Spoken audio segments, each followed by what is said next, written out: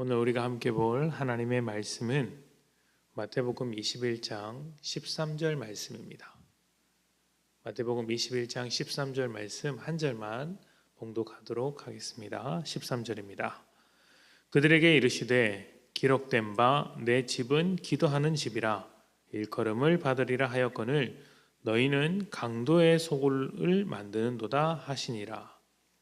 아멘. 성전은 이스라엘 백성들이 하나님을 만나는 아주 특별한 장소였습니다. 하나님께서 그들 중에 거하시며 그들의 하나님이 되신다는 증표이기도 했습니다.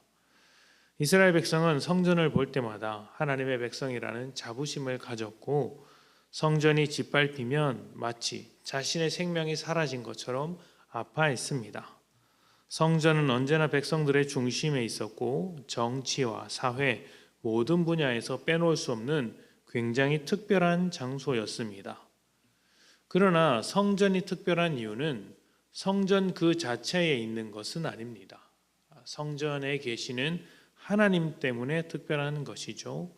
하나님께서 거하시지 않으면 성전은 더 이상 성전이 아닙니다. 성전은 반드시 백성들이 하나님과 만나는 장소가 되어야 했던 것입니다.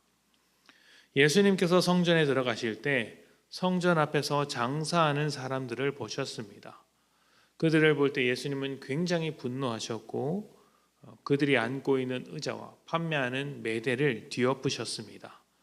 요한복음에는 예수님께서 노끈을 채찍으로 만들어서 휘두르셨다고 하는 걸 보니 이 일에 대해서 얼마나 크게 화를 내셨는지 알 수 있는 대목입니다.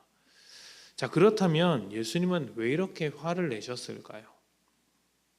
장사꾼들은 제사장이나 서기관에 의해서 세워진 사람들입니다. 사람들이 멀리서 하나님께 바칠 제물을 가져오다 보면 중간에 다치기도 하고 상해버리기도 하기 때문에 온전한 제물을 바쳐야 할 그 규정에 따라서 바칠 수가 없습니다.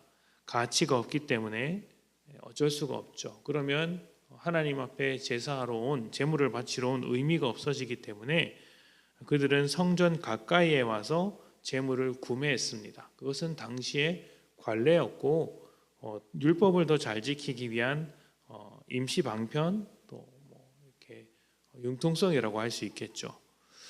그런데 이것을 예수님께서 화를 내시며 반대하신 이유는 너무 심해져서 제사장과 서기관이 장사꾼과 짜고 이제 폭리를 취하기도 하고 사람들이 성전에서 하나님을 만나지 못하게 가로막는 어떤 걸림돌이 되어버렸기 때문입니다.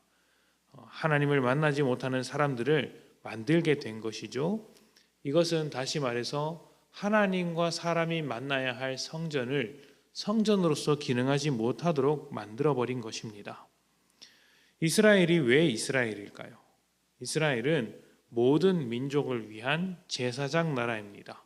이스라엘이 특별해서 부름을 받은 것이 아니라 하나님께서 이스라엘을 시작으로 모든 민족의 하나님이 되시려고 하기 때문에 제사장 나라가 된 것이죠.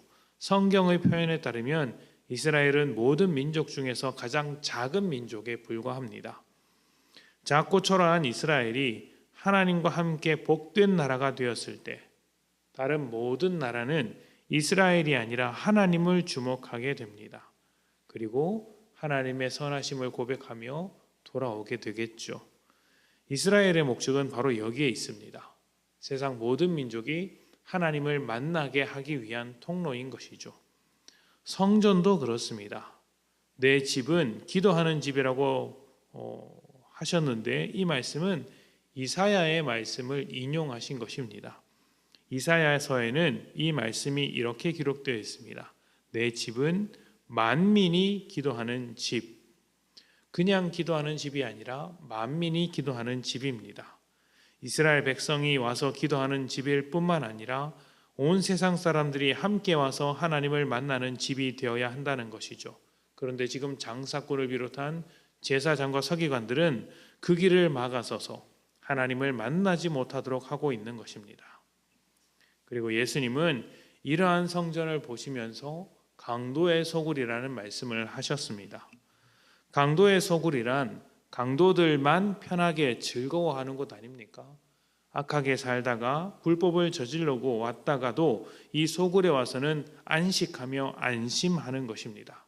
들키지 않았다, 잡히지 않았다, 우리가 계속해서 이러한 삶을 살아도 괜찮겠구나, 서로 어울려서 끼리끼리 살아가는 것이 소굴이죠. 하나님의 은혜와 사랑으로 거룩한 자리가 되어야 할 성전이 끼리끼리 모여서 탐욕과 차별을 만들어내는 그런 악한 집이 되었다고 예수님께서 한탄하시며 화를 내고 계신 것입니다. 예수님은 예루살렘 성전이 무너지고 새로운 성전이 세워질 것이라고 말씀하셨습니다.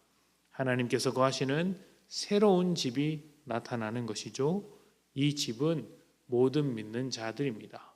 모든 믿는 자들 가운데 하나님께서 거하시기 때문에 우리는 하나님의 성전, 살아있는 하나님의 집으로서 살아가고 있는 것이죠.